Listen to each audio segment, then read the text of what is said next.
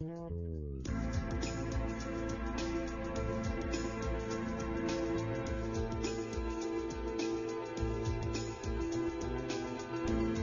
I'm Terrence McNally, and welcome to today's interview. How much is the space on your forehead worth? Would you sell that personal piece of real estate to an advertiser if you were strapped for cash? How about your ability to give birth, or maybe your vital organs? Do we all have a price? Should we pay children to get good grades? Is it ethical to pay people to test new drugs? What about hiring mercenaries to fight our wars?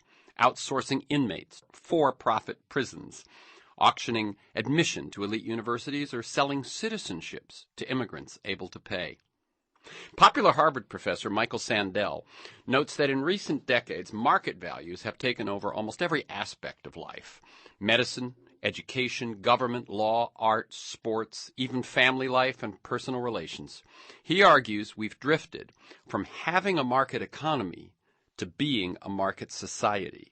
In his new book, What Money Can't Buy, The Moral Limits of Markets, Sandel asks, is there something wrong with a world in which everything is for sale? If so, how can we prevent market values from reaching into spheres of life where they don't belong? And finally, what are the moral limits of markets? Michael Sandel teaches Justice, one of Harvard's most popular courses. When the university made it available to alumni, over 5,000 participants signed up around the world. He's delivered lectures and TV series all over the world. He was featured on the cover of China Newsweek as the most influential foreign figure of the year. Sandel is the author of several books, including Democracy's Discontent, America in Search of a Public Philosophy, Justice, What's the Right Thing to Do, and his newest, What Money Can't Buy, The Moral Limits of Markets. Welcome, Michael Sandel. Thanks, Terrence. Thanks for having me. Well, you are very welcome. I like listeners to get a feel for the people behind the work and the ideas that we talk about. So could you briefly talk about your personal path to the work that you're doing today and go back, to childhood, college, if that fits, and feel free to include mentors, turning points, moments of decision, that sort of thing? I actually spent my high school years, Terrence, in Los Angeles. At Pali High, right? Pali High. That's where I went to high school. Yeah. And in fact, when I was the student body president of Pali High in 1971, and invited Ronald Reagan, who was then the governor of California and who lived in the district, to come have a debate with the students and me at Pali High. So I have fond memories of those years. Well, actually, and you also offered him, I believe, 6 pounds of jelly beans to do so. That's how I enticed him to come, how I got his attention. He was actually very gracious, and I took a 6-pound bag of jelly beans to his home in Pacific Palisades, along with an invitation to come to the school. Most of us did not agree with his political views. Very few people in the school did. But he came, and we had a debate about whether 18-year-olds should be able to vote, and about the Vietnam War and the United Nations and Social Security, and it was really quite an experience for, as I was then a high school senior. Sure, exactly. And then from high school, you go on to Brandeis, I think? Yes, I was an undergraduate at Brandeis, and then did my graduate work at Oxford in England, and then came back, and I've been teaching at Harvard since 1980. I teach political philosophy, and the subject of the book, What Money Can't Buy, is really, it's about the moral limits of markets and the limits of economic thinking. I was always intrigued, first and foremost, by politics, but also I've been struck, since I've begun teaching at least, by the growing role that economic thinking and market values play in our lives. And so this book is an attempt to step back and take a look at the role of market reasoning and market values as economics has really become an imperial discipline purporting to explain and govern the whole of life. And so I'm trying to help prompt a debate about where markets serve the public good and where they don't belong. Okay, very good. Let's talk a bit before we get into this book about philosophy, ethics, and academia. Right. How do you explain the enormous popularity of your justice classes? Well, we did an experiment with the course. We made it available not only to alumni, as you mentioned, but we went further and made it Harvard's first course to be made freely available as an open access course online and on public television. What astounded me, this was an experiment, was how viewers abroad took to it, including many in East Asia, in Japan, in Korea, also in Brazil, in India, but especially in China.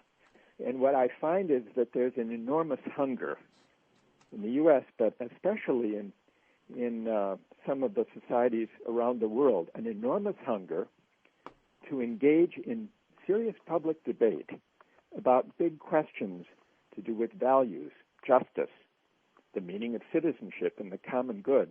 I think that's really the secret to the success. It's that our public life, and the public life of many countries, is really empty of serious debate on big ethical questions about the economy and about how to arrange our political institutions.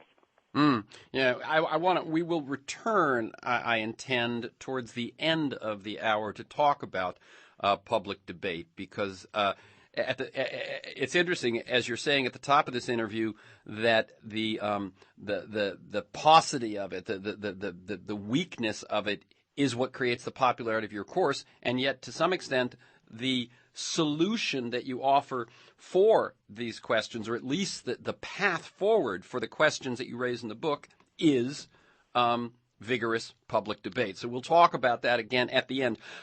I also want to talk about teaching. Have you seen the current issue of Harvard Magazine, which has an article called Twilight of the Lecture?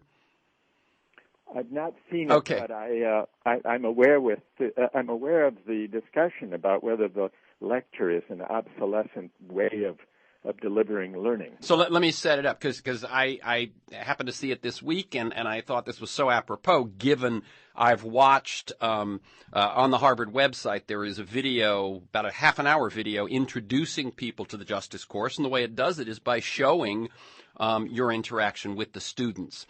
The article, Twilight of the Lecture, says that the trend of active learning may overthrow the lecture format that has basically ruled universities for 600 years. Peer instruction, interactive learning.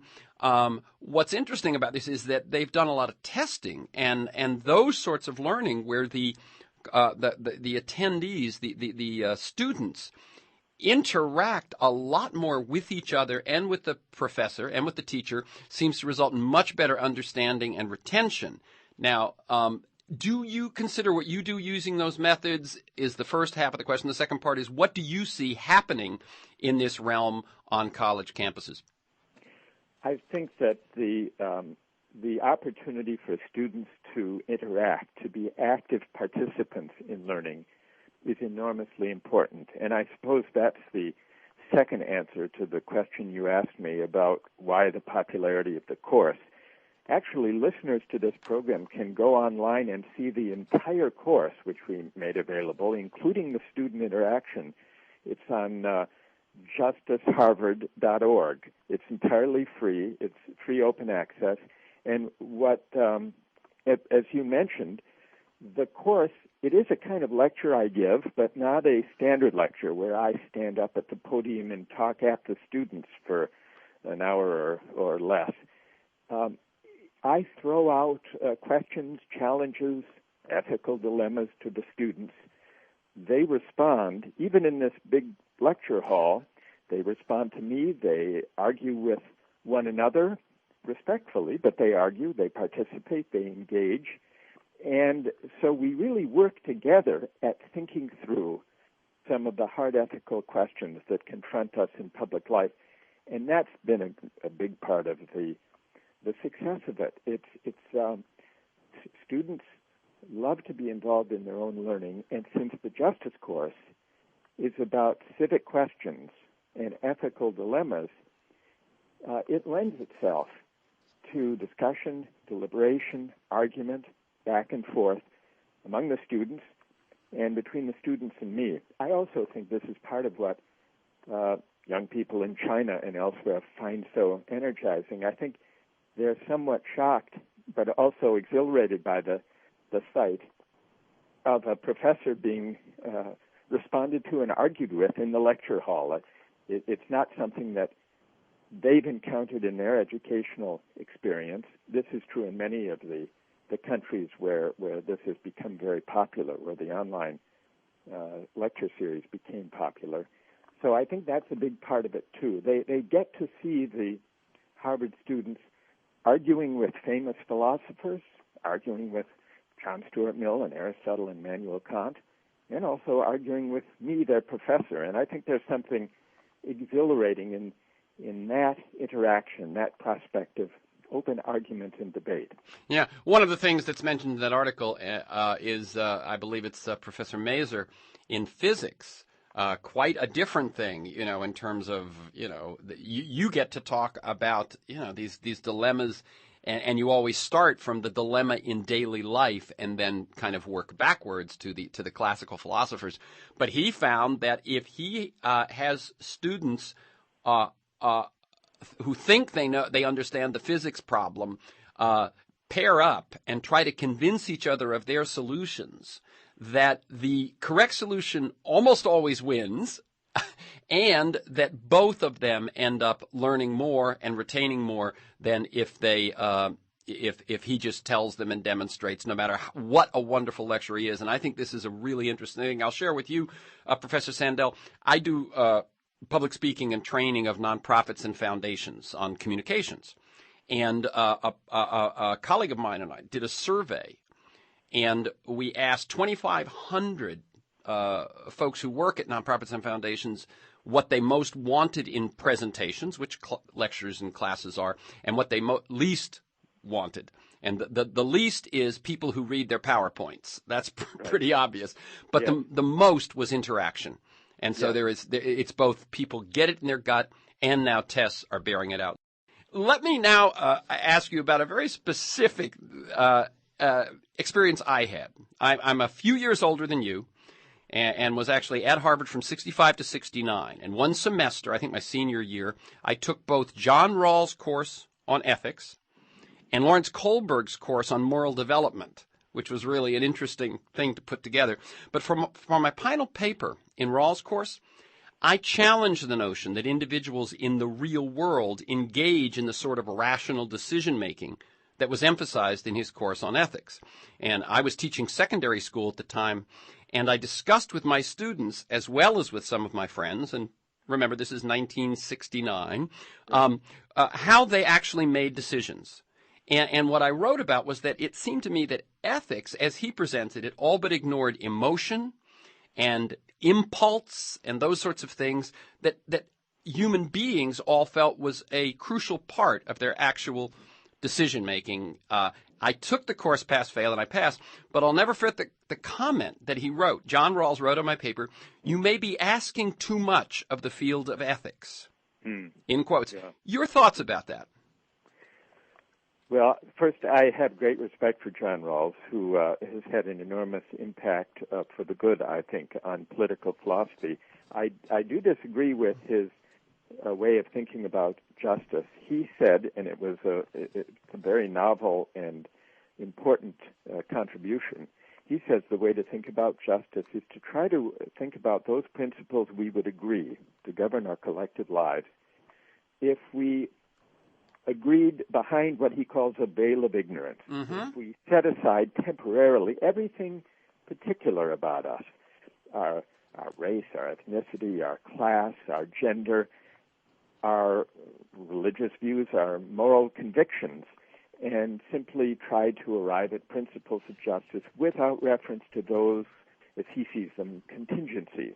And I've argued for some time that we can't think about justice in that way, and that blocks out morally relevant information about our our traditions, our location in the world, our moral and spiritual values. And this has led to a big debate among political philosophers, and not everybody agrees with me, but the broader issue is whether debates about justice and debates about our public life can be neutral or should try to be neutral with regard to competing visions of the good life. And I say we should not aspire to that kind of neutrality. I say we should welcome moral and spiritual convictions of citizens into the public arena, not try to bracket them out.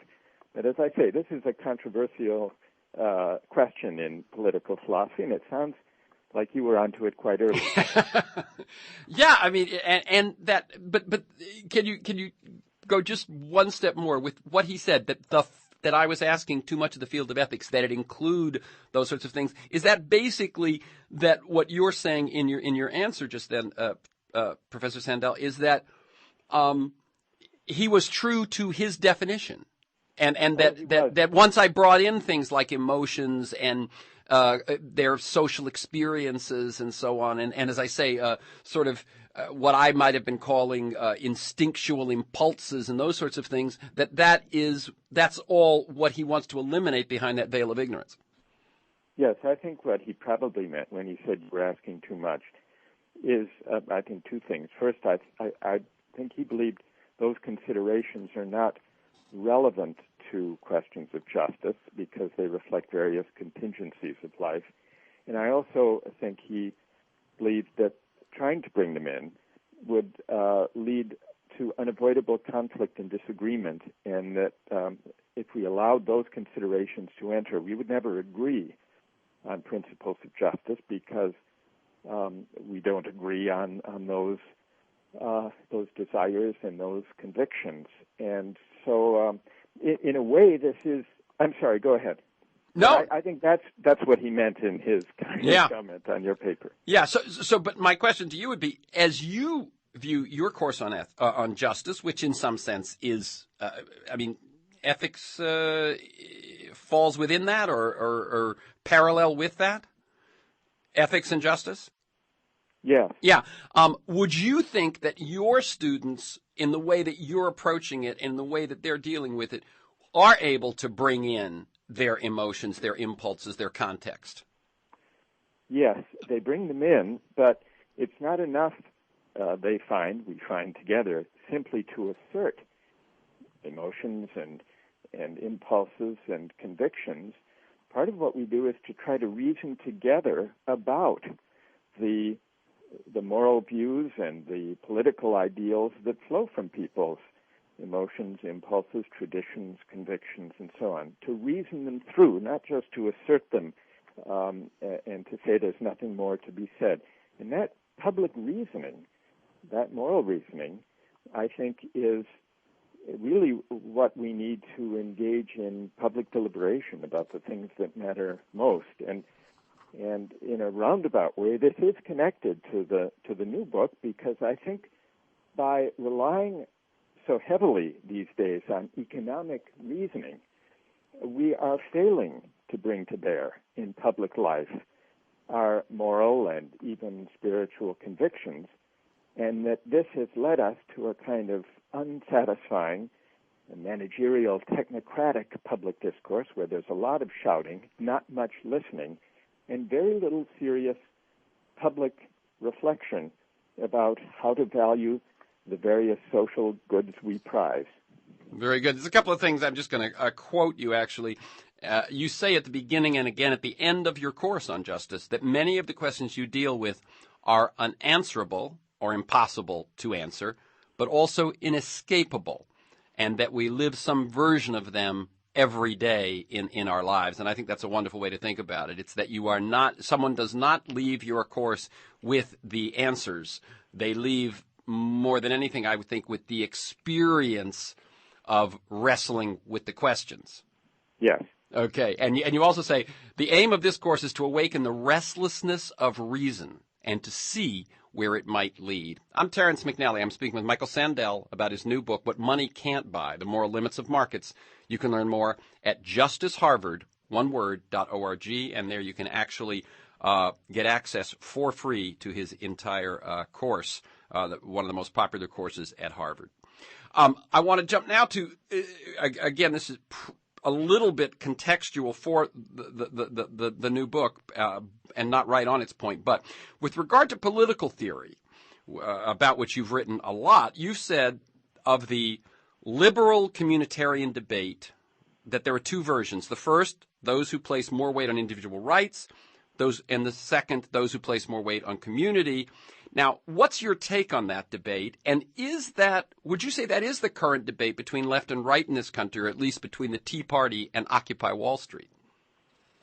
Not really, because I've argued in my political theory against thinking about politics in purely individualistic or libertarian terms, and I've argued against thinking about politics in ways that try to be neutral toward values and moral and spiritual convictions. I've argued, and this is why I've been labeled a communitarian, I've argued that we need, when we debate justice or the meaning of the common good, we need to draw upon our moral convictions, and we make a mistake if we assume we can have these debates from a purely individualistic point of view, because that misses the moral ties we have with other members of our community. It misses the sense in which we are already indebted to one another, even before we take up the social contract, even before acts of choice between consenting adults. So I've been put in the communitarian camp, but what I mean by that is not that individual rights aren't important. They are very important.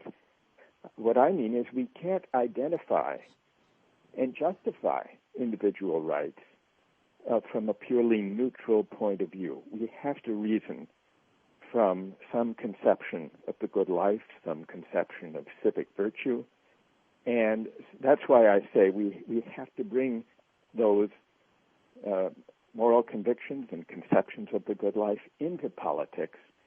It's not enough to try to be neutral toward competing values and purposes and ends. Very good.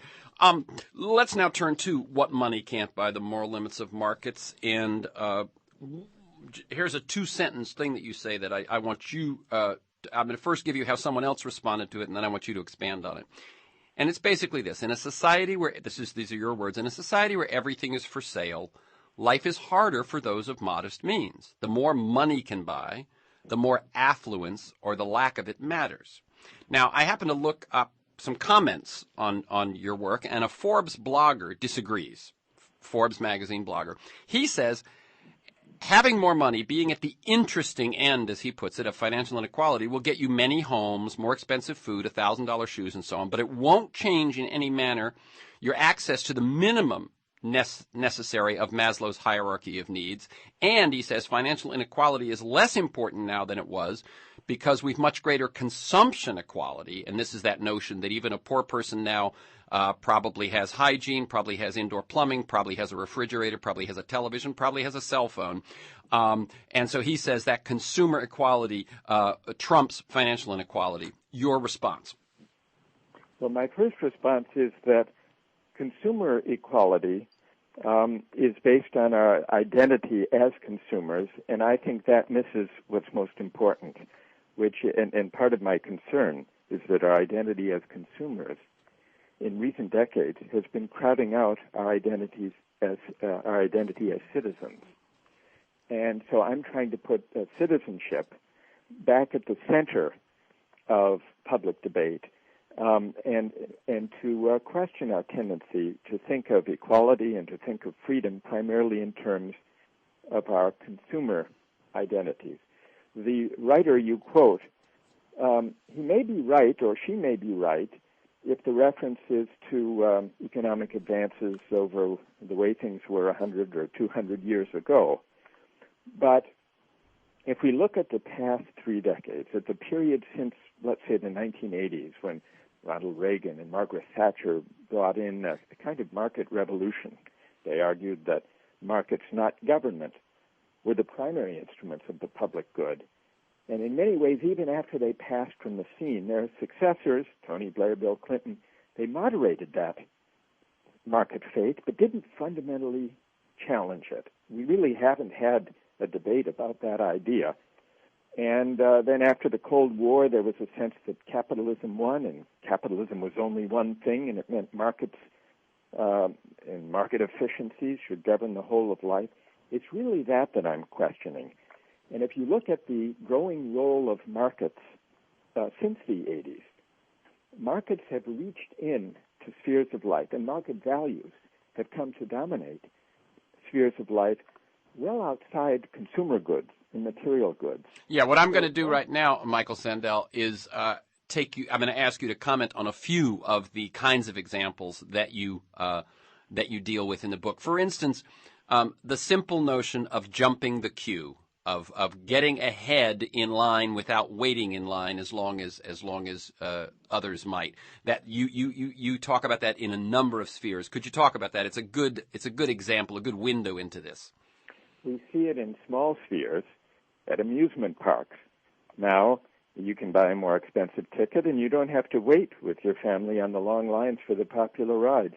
In airports, those long lines to get through the security checkpoint, the airlines will sell you the right to go to the head of that line, whether you buy a more expensive ticket or even if you don't. They sell line-jumping privileges now as an a la carte perk.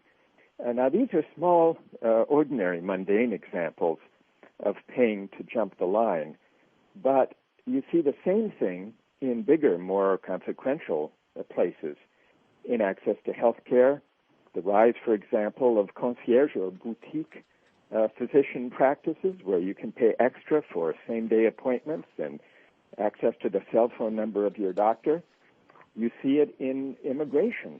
One economist, Chicago free market economist, proposed that we simply sell the right to immigrate in this country as a way of deciding who should come.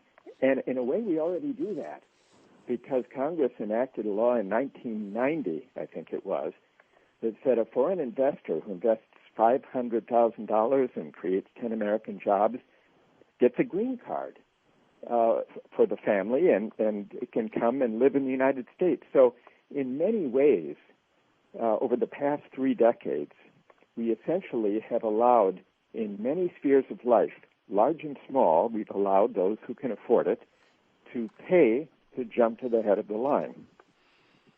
And your thoughts about that. Give us some of the reflections on it, because I know what you do in many of these examples is you look at the justification, then you look at, but is there something left out of the justification, it seems to me, in most cases? And what you do is you point to what's left out of the sort of airtight economic justification for these things. Right. Well, take the example of auctioning off citizenship, or for that matter, the idea of if a university wanted to auction off admissions. Should suppose a parent, an affluent parent, is willing to donate $1 million or $10 million for a new library. Should universities auction access to the freshman class? One objection to enabling people to buy their way to the head of the line is that it's unfair to those who can't afford it, who can't afford to buy the right to immigrate or to gain a place in a university if it's up for sale. But there's another consideration, and this is really what I focus on in the book, and I'm hoping to bring to kind of public attention and debate. Buying and selling certain things can be corrupting of the goods themselves. So, for example, a university that auctioned places in the freshman class, that auctioned admission, would corrupt or degrade the meaning and purpose of higher education. Auctioning off citizenship to the highest bidder cheapens citizenship for all of us. You can see this most clearly if you take one of the few things that can't explicitly be bought and sold today, votes. If you take standard economic reasoning, standard economic efficiency arguments, it's hard to explain why there should not be a free market in votes. Half the people don't even use their votes in presidential elections. Why not let them sell their votes to the to people who want to buy them, and we know there will be such people. Why don't we do that? Well, we don't do it because even though it would be economically efficient, these would be voluntary transactions, voluntary exchanges, we believe that the vote is not a piece of private property, but it's properly regarded as a civic duty, as a public responsibility. So what's left out of account, to go back to your question, in all of these questionable cases of commodification, is the meaning of the good, the moral meaning or the civic meaning of the good in question. And what I'm saying is, before we apply standard economic efficiency arguments to extend markets into these spheres, we have to debate what is the meaning of the good in question, and to what extent would that social practice, whether it's immigration or higher education or voting, be corrupted or degraded if we allowed markets to govern. Yeah, very good. In other words, what the sort of I would say the arid sort of economic analysis is all about social utility and efficiency. And what you're saying is, wait a minute, if there's something else that you're leaving out of that, that may not be the full picture. What about naming rights? What's the sort of the pro and con, if you will, of naming rights? We've seen a proliferation of naming rights also in the same period, the past 3 decades. It began in large measure with sports stadia, baseball, football, basketball, arenas and stadiums, increasingly during this period sold the right to corporations to name them. And now that by itself seems innocent enough. The games can proceed, it more or less unaffected. But it's the naming rights practice has extended even to the broadcast of the games. Because now if you watch a baseball game, for example, and I'm a big baseball fan, the announcers have to incorporate into their account of the game endless corporate-sponsored naming rights moments. For example, now when the manager replaces the pitcher and calls in a relief pitcher, in many places contractually, the announcer has to call it an AT&T call to the bullpen. Right. In the Arizona ballpark, when it was called Bank One Ballpark when it was built, and the announcers were contractually obligated to call every home run that was hit by the home team a Bank One blast. So even the narrative of the game is transformed and appropriated in a way by corporate naming rights. When a player slides in safely to second base now, when I'm watching the Red Sox games, the announcer has to say, safe at second, safe and secure New York Life. Yeah, I know I've also heard the Corona timeout is one that we have out here, and also the In and Out, I think, is like the change of pitchers is In and Out Burger. Now, but we're just talking about baseball. Why does that matter? Well, it matters because it's not restricted to sports. Increasingly, there is such a thing as, they call it municipal marketing, where cities and towns, in order to raise money, to ease the burden on taxpayers, to avoid cutting services, sell naming rights to municipal facilities. We now, in many communities across the country, have advertising on school buses, advertising within schools, on the corridors, in the cafeterias, and even mandatory viewing of commercial-laden news programs in the schools themselves, so that the public schools are being converted. And this is also over the last 3 decades, are being converted into places of advertising. And that's corrosive, to get back to what we were discussing before about the corrupting effect sometimes of market intrusion. It's corrosive, I think, of the purpose of the public school, which is not to provide basic training for consumers, but instead the purpose of the public schools is to cultivate citizens, capable of reflecting critically. Right, that informed citizenry, in in which the informed citizenry that a democracy depends on. Exactly. And so to drench the school in commercial advertising and in consumerism, and to encourage students to use the authority of the school to promulgate consumerist values, really is at odds with the proper mission of the public schools, which is to cultivate citizenship and the ability to reflect critically on the world that young people will be entering as citizens.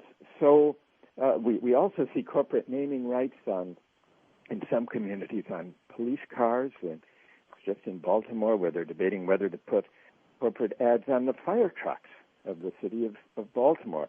In Indianapolis, they put them on fire hydrants. So everywhere the eye can see, including in the civic landscape, increasingly there is an appropriation of the civic landscape and of municipal life by commercial advertising. And so what the economists might say, again, efficiency, cities and counties are having a tough time now. This is a way to gain. And who's hurt by it?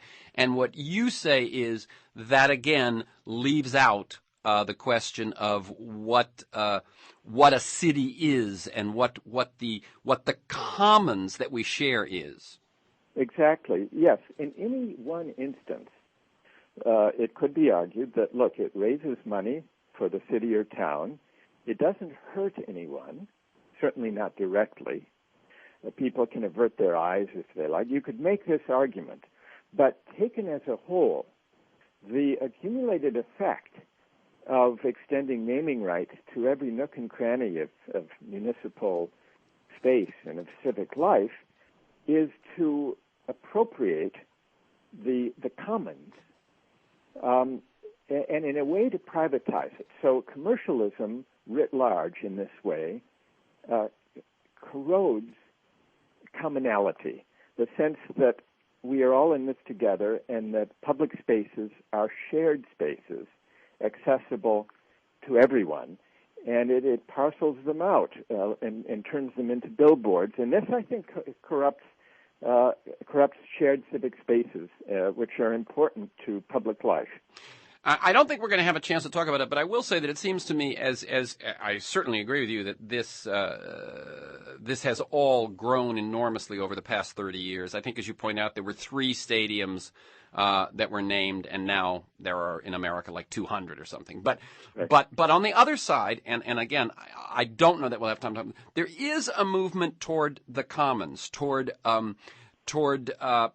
recognizing the value of the commons. There's commons licensing now where people do that instead of copyright. There's open source technologies where people forego their intellectual property rights to share it. So there seems to be a counter movement.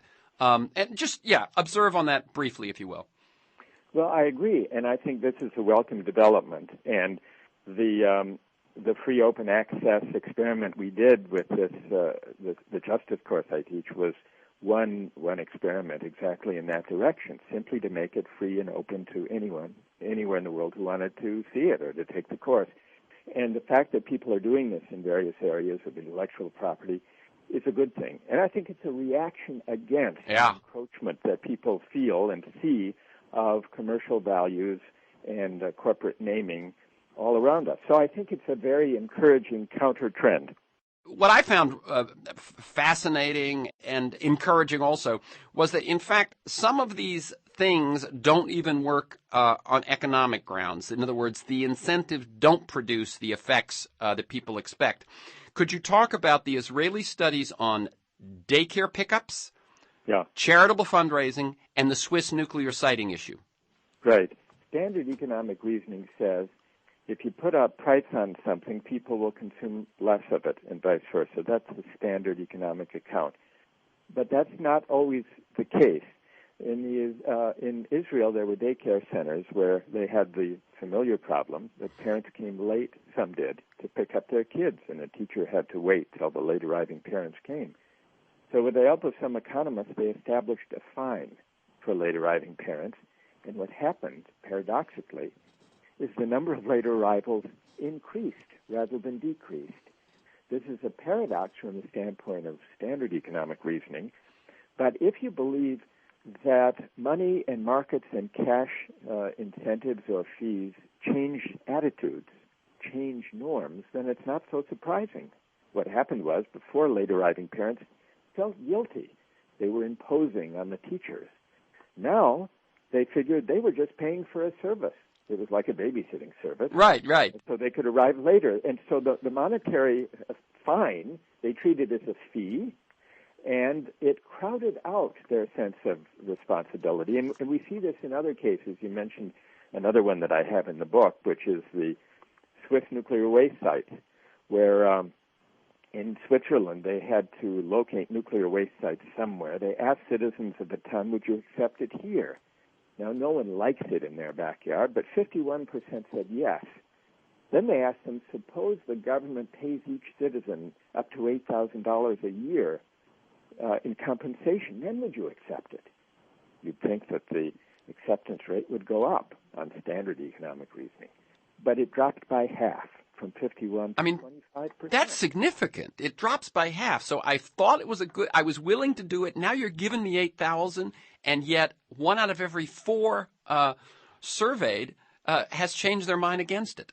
They said we didn't want to be bribed. And here again, it shows that sometimes a cash incentive changes the meaning. Before, they were willing to do it out of a sense of civic virtue or public responsibility. The country needs this. Ours is the safest place to bury the stuff, so we will accept it despite the risk. But now we're being paid. It's a financial transaction. No, thank you very much. We'll do without it. And so these are examples of the way in which, once money and markets reach into spheres of life governed by non-market values, like a concern for civic virtue or a sense of not wanting to impose on the teachers in the daycare case, markets, the economists often assume that markets don't change the goods they exchange. But that's not always true. Sometimes markets crowd out, or monetary payments or cash incentives crowd out non-market values and attitudes and norms worth caring about. And that's why I think we need to have a public debate case by case about where markets belong and where they don't, where they may produce efficiency but might also corrupt or corrode or crowd out important values worth preserving. Well, I think what's wonderful about, and let me just throw in 2 other examples you have in the book. One is that, again, it was Israel. It was teenagers collecting door-to-door for charity. Right. And they had 3 groups. One group got nothing, got no specific reward, financial reward for doing so. One got to keep 1% of what they collected, I think, and the other one got to keep 10%. Well, it turned out the folks who got to keep 10% collected more than the folks who got to keep 1%, but they both collected less than the people who got nothing.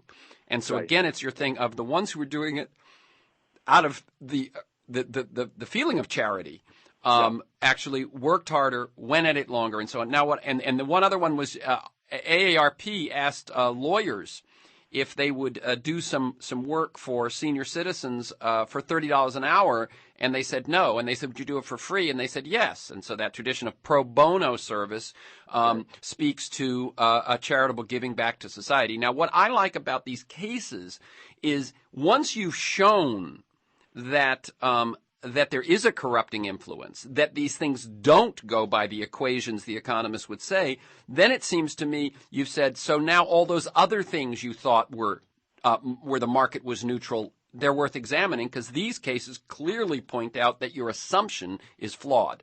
Exactly. And so when we come, this is another example in the book, a lot of school districts are trying to motivate underachieving students to study and get good grades by paying them for good grades or high test scores, or in Dallas, paying third graders $2 for each book they read.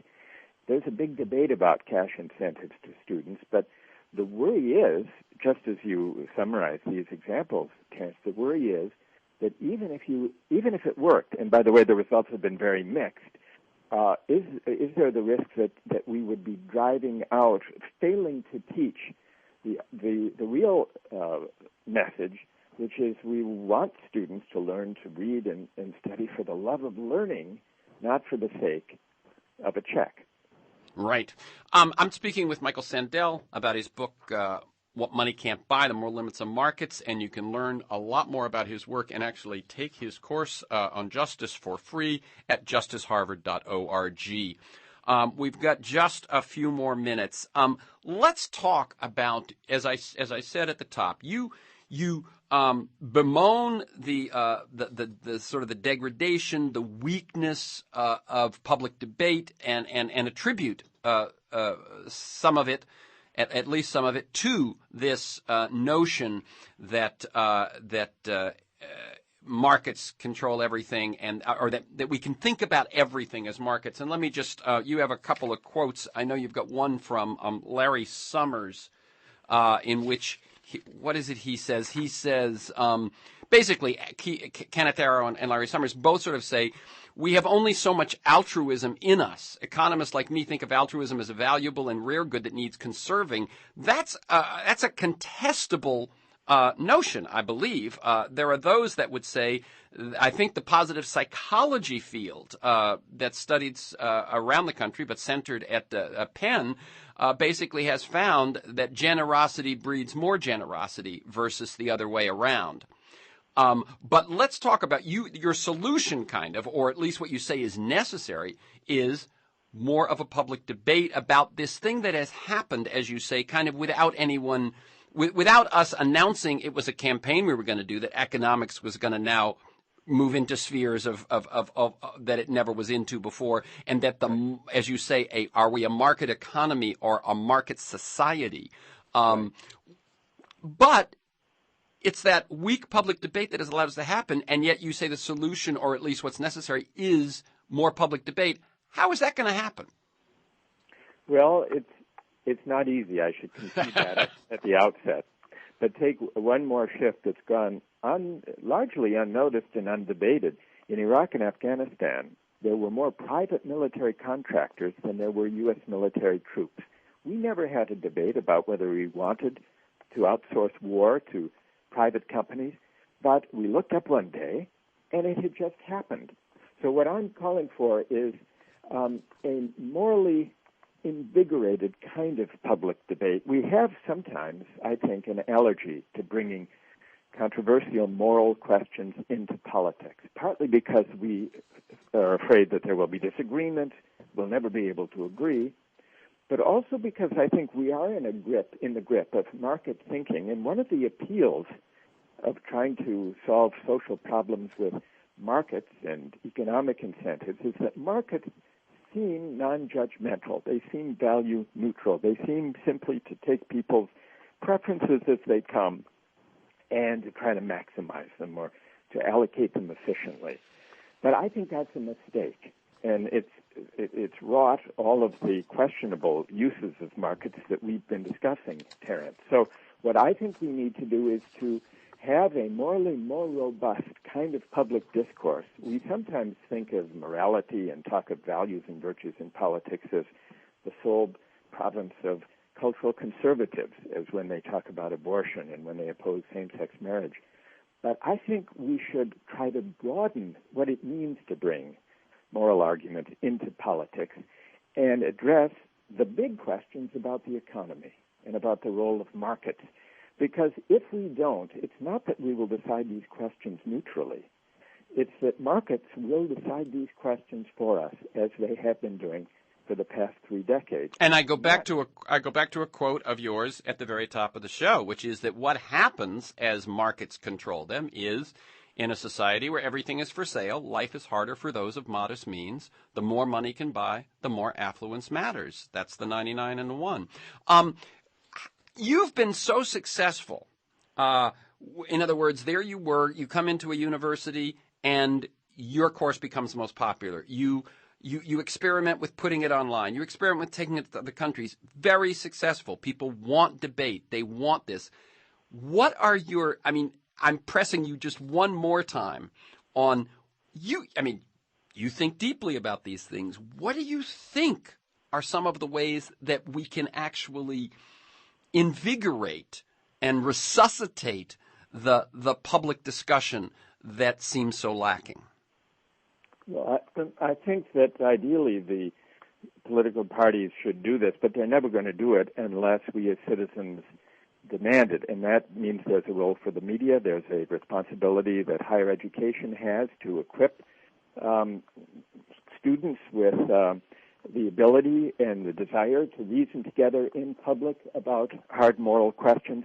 If we don't, and this is lying in the background, and it goes back to your initial question, Terence, what happens is not only does money buy more and more, as we're seeing, but we increasingly, the affluent and those less well-to-do, increasingly live separate lives. Yeah. I call it the skyboxification of American life. Yeah. And that, what's corroded there ultimately is democracy, because there are fewer and fewer occasions as money buys more and more, and as the affluent buy their way out of public institutions, fewer and fewer occasions when men and women from different backgrounds, different walks of life, encounter one another in the ordinary course of life. And we need that. Democracy doesn't require perfect equality, but it does require that we inhabit common spaces, because that's what enables us to negotiate our differences and abide them, to contend with one another, and ultimately to think of ourselves as engaged in a common project, a shared project, as citizens. So the ultimate toll that rampant marketization takes is on, I think, the civic infrastructure of democratic life. And that, I think, is what we need to try to rebuild. And to give, to throw an economic expression, that's a price too high to pay. I think so. Again, the book is What Money Can't Buy, The Moral Limits of Markets. You can learn more at justiceharvard.org. And in fact, you can take Michael Sandel's course on justice for free at that website. You can listen to this week's conversation and many others anytime during the week by linking to the podcast. Finally, thank you to Michael Sandel. Keep up the good work.